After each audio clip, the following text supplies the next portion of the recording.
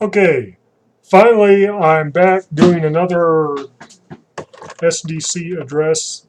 For those of you who don't know what that means, that was supposed to be Solomon, Davis, and Casey for Paul Solomon, Andrew Jackson Davis, and Edgar Casey. Back when I first started doing this stuff, those were the three deep trance channels that I knew about and trusted, whatever. Um, so, what this is going to be about, and I think I might continue doing more videos like this, is a topic. The topic for today is just going to be animals and what the various psychic sources have to say about animals, what they are, how do we think of them, how do they fit into the grand scheme of things. And all of these topics will hopefully help us put together puzzle pieces that give us a larger picture of the cosmology, the world life view of the various sources. So instead of saying, this one psychic source is the correct source and preaching whatever they say, I would just like to present my understanding of a certain topic based upon all the information from sources I've taken in so far. So this isn't going to be 100% correct. Of course it can't be. And it's not going to be complete. And so therefore I welcome people's feedback once I post this video, and when you have differences of opinion, or if you heard things from a channel that said something different, or if you just think something doesn't make sense, or you have a different idea of how things might work, or whatever, let me know. Post a video response, post a response in the comments, whatever you want to do. So today's topic is animals, and right before I dive into that, I just want to mention a little bit more about this overall psychic thing. Um, in my opinion, there's not just one correct psychic. It's not like Edgar Casey tapped into the source, meaning he had this direct hardwire line into God and was channeling God directly straight to us. I'm not saying that isn't what he was doing in some sense, but I'm saying I'm not uh, picking out any single source and saying, oh yeah, they're correct. I'm going back to what I was originally saying when I started this channel, which was we're looking at the overall picture. How do we tell if somebody is just complete BS and they're just completely making up stuff and it's all a smokescreen, or if there actually is something to what they're saying? How do we decide what's legitimate? And my conclusion back then and my conclusion now is still the same. We look for the overall picture, the big picture. Presumably, all of these sources are looking at the same universe. They all have their own unique perspective depending on what entity or group of entities it is, and what information they're accessing, and what, if you want to say, limitations or just differences are due to their perspective. For instance, Douglas Cottrell said it in a reading somewhere where it's like some people can see the backside of the moon because they're positioned over there, and they can tell you things about it that you can't know because you can't see that side. Or it could just be somebody in a valley that can't see the valley on the other side, but if they're on the mountaintop, they can see both valleys. That kind of thing. Just depending on your vantage point, where you happen to be at the time, you may be able to perceive more or less. And this all gets back to distortion. Some people see through a glass darkly, as the Apostle Paul was saying. We see but through a glass darkly, like a welding mask or really dark sunglasses or something. And I think that's a good indication of distortion, how each one of us is kind of a crystal that takes the light from God, the divine, and we distort it in a certain way. It's kind of like a prismatic reflection. You get kind of one flavor of the infinite variety of light coming from the one infinite creator. So if all these sources have their different perspectives, and we take the stories they each say about a certain thing and put them all together, hopefully we can get a better picture of the universe that truly is. I hate to use the often abused word truth, but presumably there is a universe out there that has reality, and we can know about it.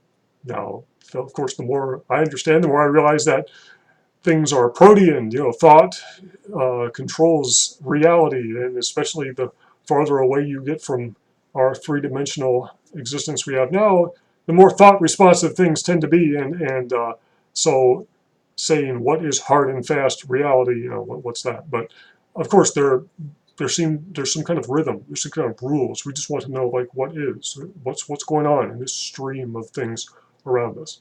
So the harmony of all the different sources, whether they seem to be explaining a single truth from different perspectives, or whether it just seems to be completely contrary to what other sources are saying, which could be a red flag saying maybe this isn't really legitimate, or something, or a little bit too distorted, or maybe significantly more distorted than some of these other sources. So that's really helpful. So the topic of the day then that I picked, because I thought it would be a good one, I was discussing it with a friend and kind of got me onto it, is animals. And what do the various sources say that animals are? Coming at this before I discovered channeled information from inspired sources, other than, I was from a Christian tradition, so I knew of that inspired source or collection of various inspired sources, but wasn't really aware of much else. My perspective was kind of like, I understood that animals were part of the creation. They were some type of entity, but I knew they were lesser or maybe subordinate to humans, to us, and of course to more advanced beings like angels, or that's about all I understood at the time. But not much more. There were lots of unanswered questions, and I've gained quite a few answers to those questions over time that seem really enlightening to me, and they really help me understand us. Where we came from. What are we as people? What does that mean? And where are we in the grand scheme of things? And how does all this change? So I think the simplest way to start this discussion of animals is to start with some stories, because those stories are how my understanding of it evolved. So the first story I was really aware of from psychic sources involving animals that was new to me was the Edgar Cayce readings, where they talked about Mona. Now, Mona was a pet, a dog that was a beloved pet of a family and the family was getting psychic readings from Cayce. And I think Mona may have been mentioned in passing or something. I can't remember how it all started, but somebody started asking about Mona and what was Mona's story and where did Mona come from and how did Mona fit into everything. And the story was that although Mona was their pet dog now in the family, in the past they had a really different relationship.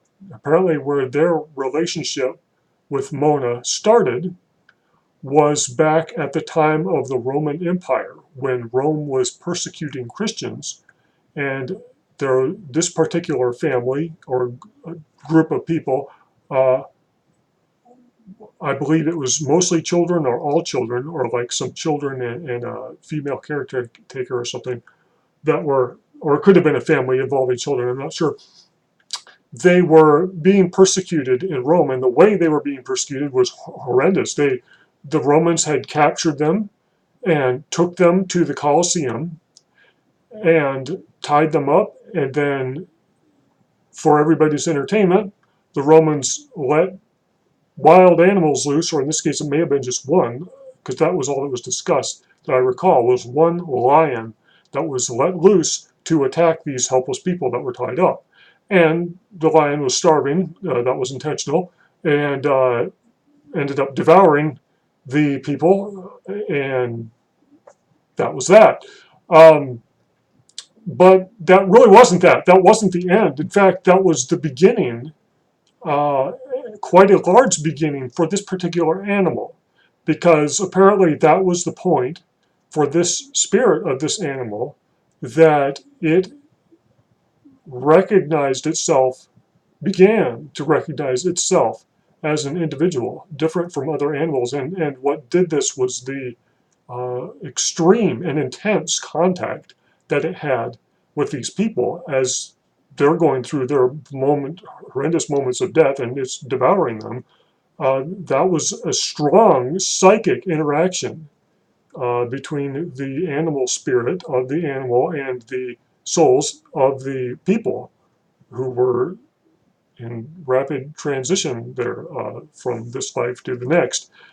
Um, and apparently, when that sort of thing happens, so I think we can even generalize to when a wild animal kills a person, um, or an animal in general, that that has repercussions spiritually, and those repercussions, from a certain perspective, can be very positive ones for the animal. In this case, it was an extremely significant step for that animal in its evolution, because and I'm not sure what happened in the intervening time, between the time of the Roman Empire and then the 40s or 30s, whenever this reading was taken. But by the time it was the earlier part of the 20th century, um, it became the pet for this family. Now, um, at that stage, where an animal is getting an opportunity to do that, we have a little more information from the raw material. Now, the raw material tells us a lot about this topic, but about that particular instance, it says that there is a point in the evolution of what it calls second density life forms, all animals and creatures like that that are what we would call subhuman, are what the raw material calls second density life forms. And in general, those life forms, apparently, according to the raw material, have a group consciousness. They recognize themselves as members of a type, a type of creature, a type of organism, and a type of spirit associated with whatever that type of animal is. More like a member of a pack or a family or the larger group. And in the average middle part of their second density existence, that's pretty much it. They're working on that kind of understanding, that kind of existence. So they don't really have an identity of the self separate from the pack, meaning like it's just them and they're like significant, and they are kind of an existence that is can stand alone apart from the larger group of animals of their type. So when a second density animal gets towards the end, that's kind of a whole spectrum, gradual ramp of evolution for them through second density. When they get towards the end of that ramp and they're getting more developed and more evolved, and they've learned the lessons from that type of existence, they get to the point where they are getting close to graduate to third density. This is incredible. And this was like the major step that Casey talked about. That was the first time I heard about it, is that these animals can and do become human. But we're talking really about this not in a long arc of evolution over millions of years, which biologically happens, of course, but we're talking about in the spiritual, metaphysical sense. Uh, as an animal dies, reincarnates as another animal of that type, or maybe another, moving through some types, however they do, getting to the point where they have gained in, how do you say, complexity enough, gained in experience enough to be, maybe you want to say mature enough as a spiritual entity to be ready or almost ready to incarnate as a person, as a what we call raw material calls third density, of what we're experiencing here and now, which of course is a whole spectrum in and of itself. So you have entities starting at the bottom, the simplest parts of third density, and then working their way through to until they're almost ready, as many people are apparently nowadays, for fourth density, or getting close, which would be the next step beyond, which I think is a source of other confusion for a lot of people too, because I think that transition to fourth density is what a lot of people think of as enlightenment, which from the Christian perspective, people like me that came from the Christian perspective, I had a big problem understanding this, because I always thought that when Casey's talking about meeting with the divine within us, joining with the divine, how that's always the goal. Paul Solomon always talks about that's the goal, and I like to join with your higher self, and it's kind of like joining with God. And initially, I interpreted that to mean that's the end. That's it. That's in Christian theology. That's glorification. That's when you become one with God, and it's all over. Well, the raw material says, oh no, don't get ahead of yourself. That's one step of many towards that ultimate goal that you're talking about. And so I think in understanding the animals moving from second density to third, it kind of helps us understand our next step from third to fourth that's up and coming for many of us. Probably most people, I would think, that are interested in videos like this or topics like this. So for this particular animal, because of that circumstance largely, and perhaps I'm sure a whole bunch of other circumstances that it went through and experiences that it went through, it was ready to become a pet. And becoming a pet, according to the raw material, and I'm sure Casey talked about this some, but I'm more familiar with the raw material because it says so much and it's so recent in what I've read. Being a pet is a significant step for animals, because the close association with humans, being singled out by humans as being special, individual, like when you go to the pound and you pick out a cat or a dog or something, or whatever other animal it is, or if you're in the wild and you find one, or you find a stray, or somebody gives you one, whatever the circumstance, people that have pets have selected an animal, or a small group, hopefully fairly small group of animals from the whole smattering of them out there in the wide world, and chosen to bring them into their circle of existence. And this apparently is significant because there's a lot more going on behind the scenes than just having your dog sitting there on the floor while you're watching TV. Okay, and being happy to go out for a walk a couple times a day or something. Or cats, having your cat sitting there largely apparently ignoring you all the time, minding its own business, not apparently caring the less what you're doing or anybody else is doing. Still, apparently, this is highly significant. The fact that they are there, the fact that they live with you, they sense this. It impacts their entire psychology, their entire perspective, metaphysically, their entire being. The fact that you are giving them regular attention over and above any other animals that are out there. To you, within your sphere, your pets, your significant, and the animals that you have around you are very special, because they are the only ones in the entire animal universe that get that kind of regular, constant attention to you, from you, to the point where you are building this bond, metaphysical connection, sharing of consciousness, a sharing of experience with each other. And this brings to mind the sharing of experience that channels get. I'm really thinking of the conscious trance type channels, like Jane Roberts channeling Seth, probably arguably one of the best and clearest, strongest connection with another entity in the conscious, or at least semi-conscious, I'm not sure quite where you draw the line, trance state.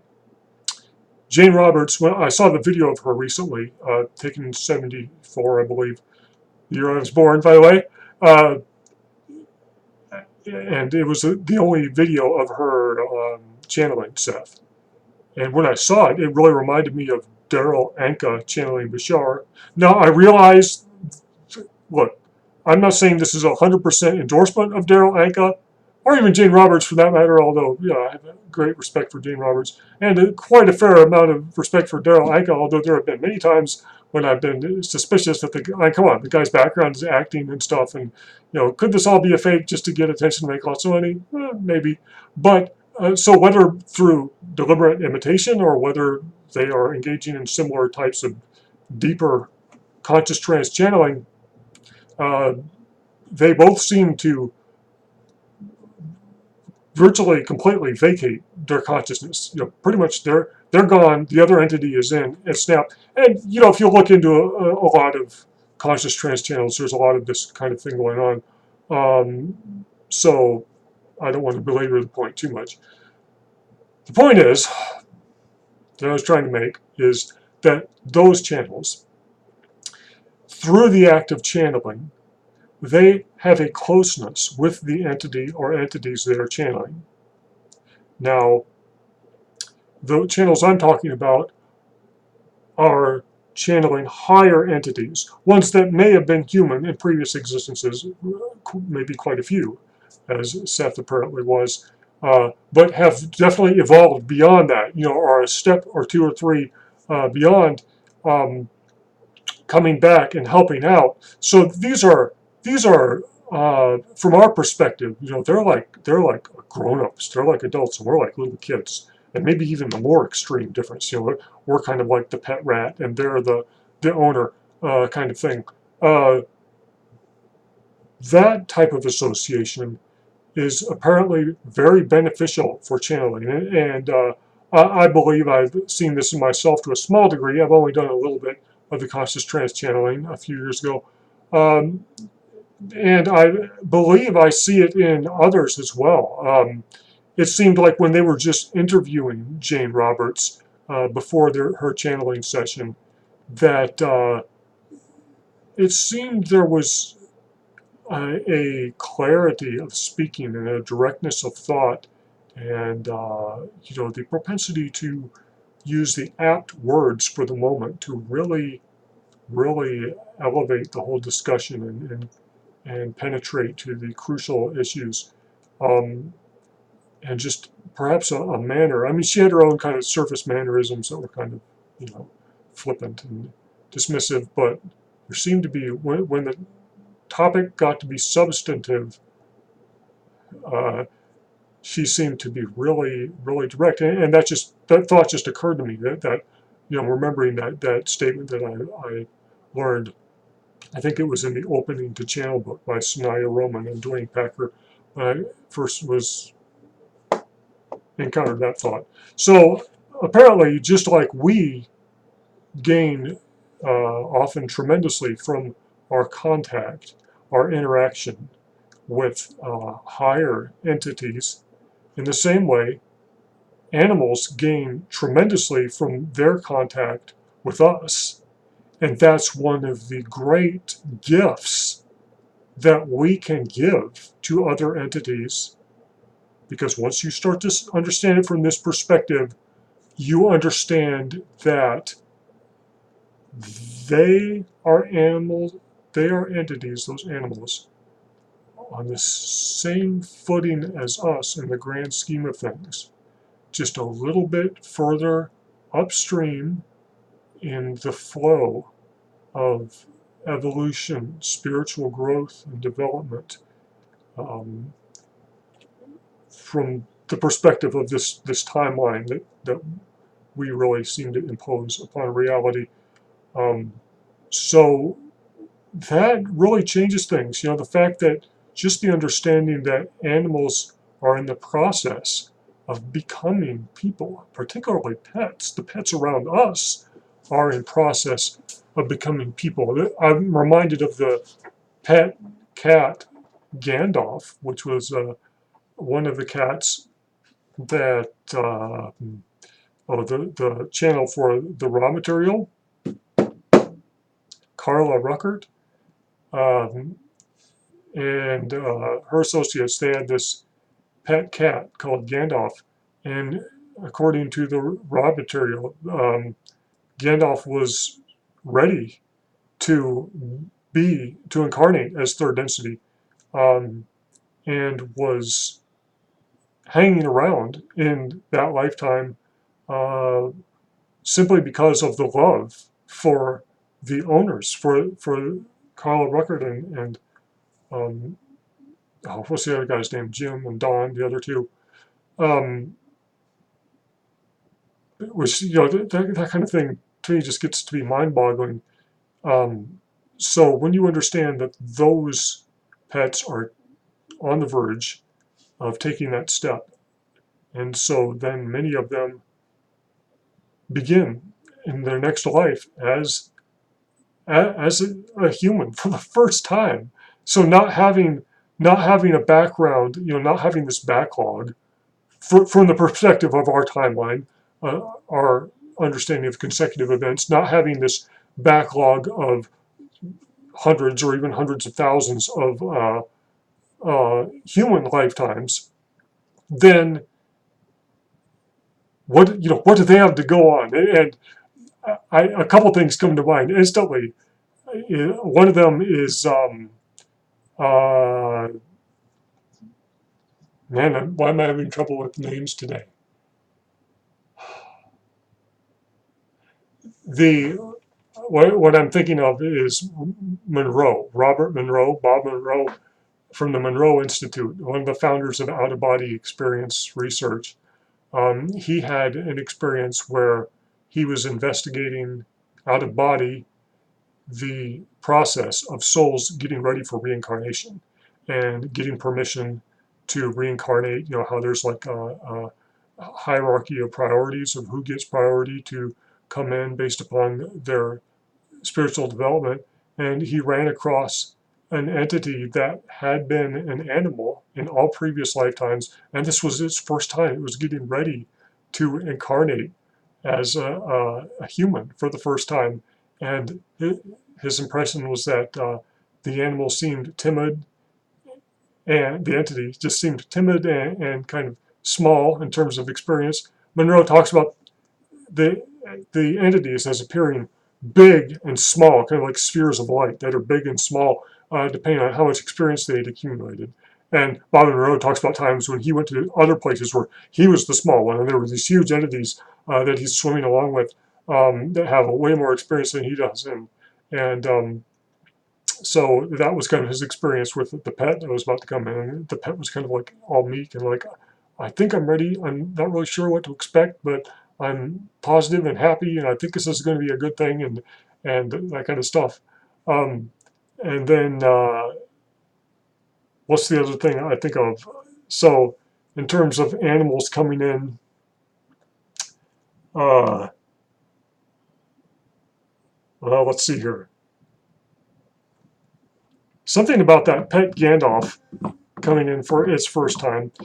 Perhaps about associates, I don't think it's necessarily guaranteed that a pet will come in as a member of your family, as a future child, or whatever group you end up incarnating in, although I'm sure that that may happen. I was just reading recently, I think in the Seth material, where Seth is talking about um, in the book Seth Speaks, where Seth was talking about how groups of people, can tend to incarnate together as families, sometimes with various, all kinds of various permutation of who's the father, who's the mother, who's the child, that kind of thing, that rotates around all the time.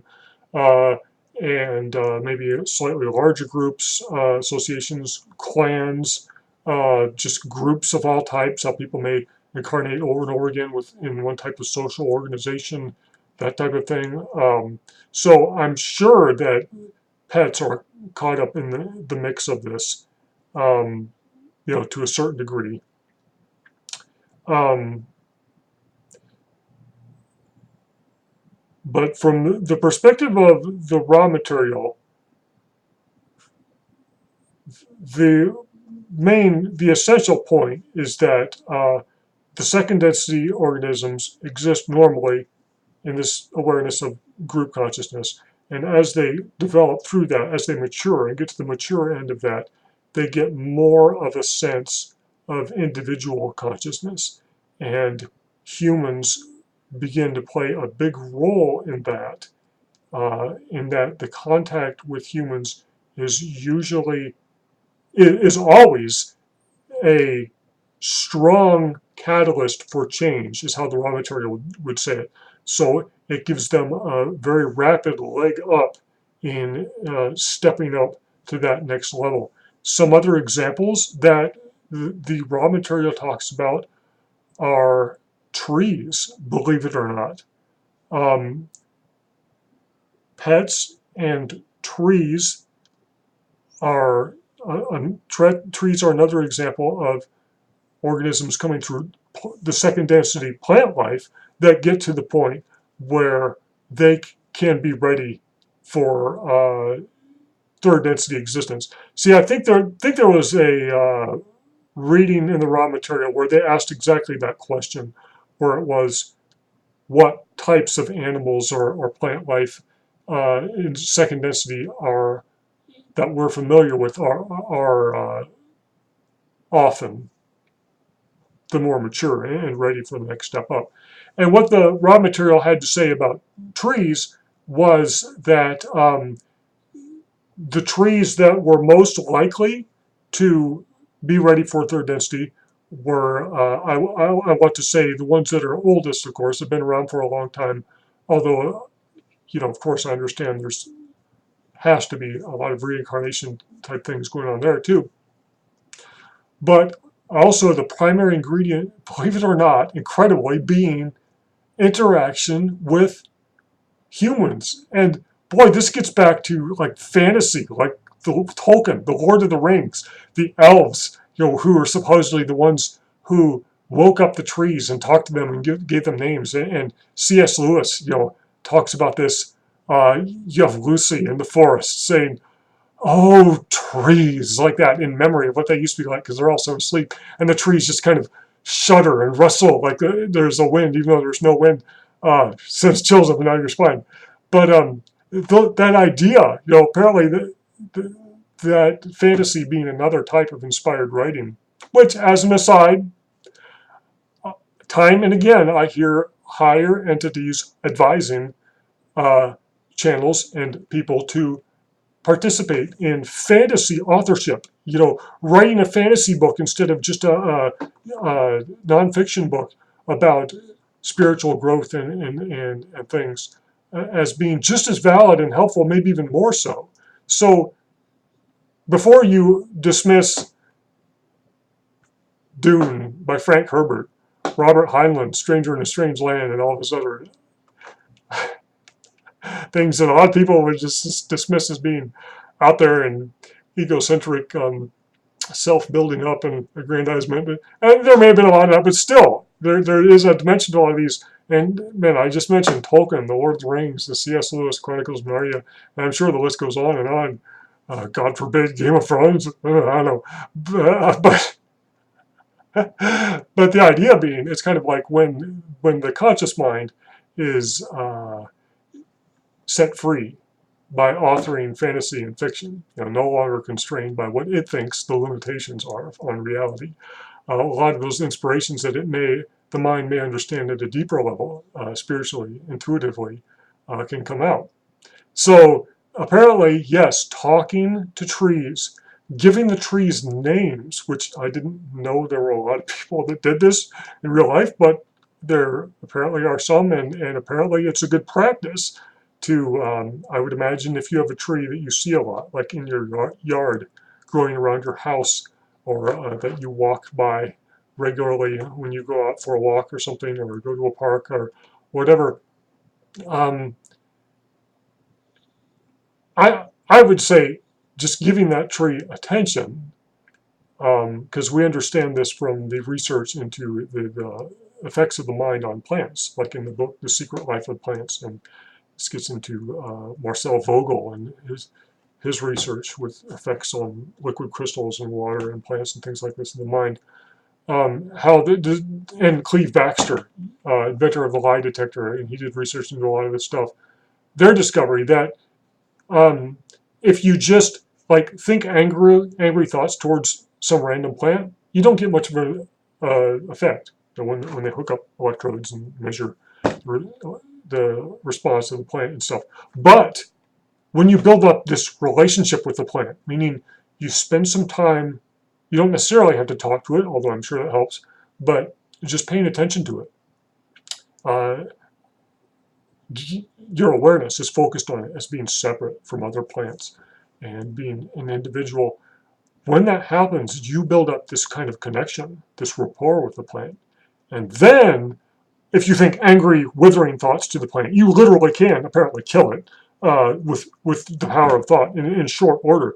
This brings to mind the tale of Jesus, Jeshua. I guess I should pronounce his name, or Yeshua, correctly. Historically, from the channel sources that I've heard, a number of them saying that, but we call him Jesus of Nazareth.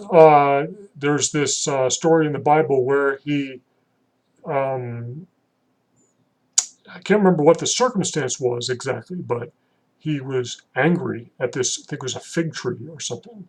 And they said how the fig tree, I don't know if it withered immediately, it may have, or if they just came back shortly thereafter and it was dead. But apparently this is, an example of the same type of interaction, how there's a difference.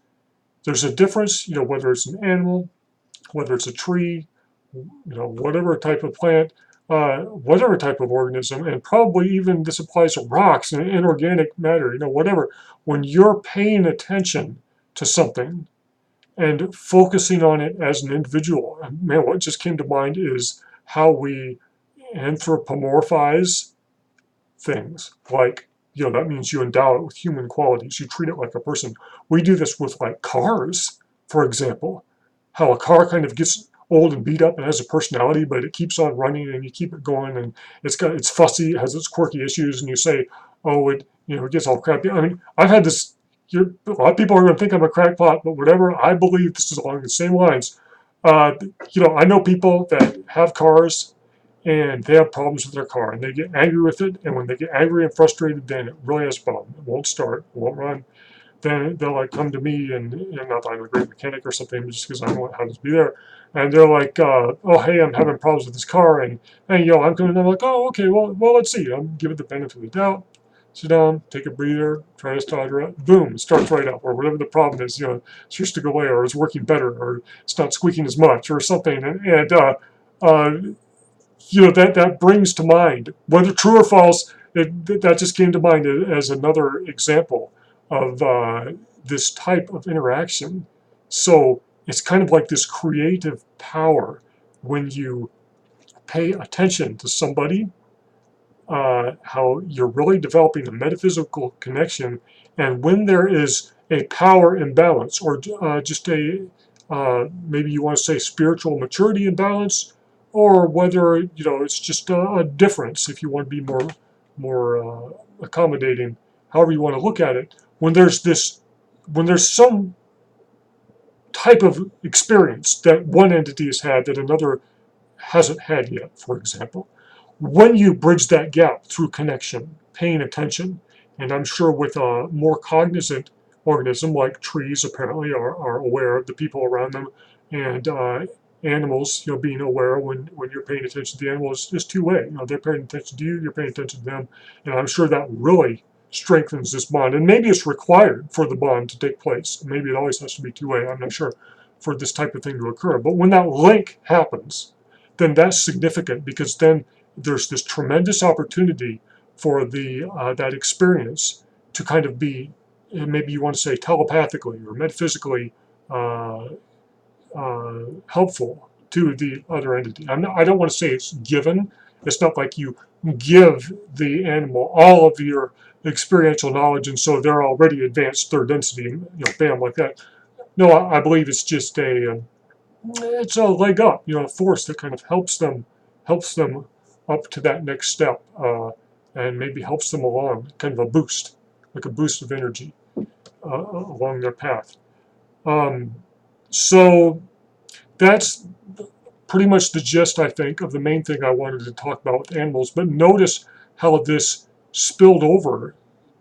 If you really look at it from a certain perspective, it's the same topic, whether you're talking about animals working up the ladder and being ready to become human, plants, when you're talking about trees, and then when you get into what the raw material calls first density life forms, which is what we would call inanimate matter, like a rock, for example, or the ground. I don't want to say the earth because then you get onto probably an entity far beyond uh, us when you looked at the whole, like if you want to call her Gaia or something, the earth as entity or whatever. But when we're looking at particular inanimate objects, and then what comes to mind, although I haven't read much about this from sources, not saying it's not there, just I don't remember coming across this very much, but what really comes to mind to me is objects we have created. Because I do understand that the act of focusing attention that occurs when you create something is a powerful act. You are imparting your energy and perhaps more of your metaphysical self than you realize to that object, and also just spending time with it. So you could have, for instance, a car that comes off the assembly line, and maybe with not much of more of a sense of being an entity than just the component atoms and molecules in the metals that have been refined. Although the act of refining metals, I'm sure, is a leg up in first density life forms. But I think they get a monicum, a certain level of, if you want to call it metaphysical or spiritual growth, from the just a assembly line production and the production leading up to all the parts, for all the parts in the object. That's a certain level, but I think there's a much greater level of metaphysical personality or energy, whatever, that's imparted when you spend time. Once you purchase that car, you spend time with it, especially if you anthropomorphize it, if you give it a name, if you talk to it. People can do this half jokingly and things, and if they're what we would think of psychologically sound, we would hope that they're half joking. But still, perhaps if they have a really deep intuitive understanding of the nature of things, they could be quite serious and maybe even get angry if you start to say that they're, the car isn't really an entity and shouldn't really have a name or something. But I think in the end, there's a lot to that. We I think are imparting a lot more than we know to these machines and things, perhaps even making a type of entity or a type of growth for first density that wasn't even there.